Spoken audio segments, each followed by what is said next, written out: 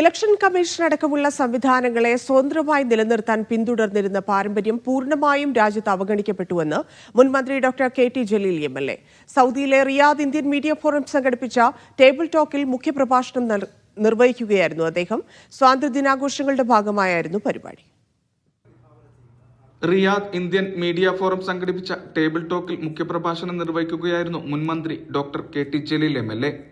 ഇന്ദിരാഗാന്ധി ഉൾപ്പെടെ കോൺഗ്രസിലെ മുൻനിര നേതാക്കൾ അടിയന്തരാവസ്ഥയ്ക്ക് ശേഷം 1977 തെരഞ്ഞെടുപ്പിൽ കടപുഴകിയത് ജനാധിപത്യത്തിന്റെ മഹത്വമാണ്. ബോധപൂർവം ഇടപെടൽ നടത്താനോ ഇലക്ഷൻ കമ്മീഷനെ വരുതിയിലാക്കാനോ ഇന്ദിരാഗാന്ധി ശ്രമിച്ചിട്ടില്ലെന്നും അദ്ദേഹം കൂട്ടിച്ചേർത്തു. ഇലക്ഷൻ കമ്മീഷൻ അടക്കമുള്ള സംവിധാനങ്ങളെ സ്വതന്ത്രമായി നിലനിർത്താൻ പിന്തുടർന്നിരുന്ന പാരമ്പര്യം പൂർണ്ണമായും രാജ്യത്ത് അവഗണിക്കപ്പെട്ടുവെന്നും അദ്ദേഹം അഭിപ്രായപ്പെട്ടു.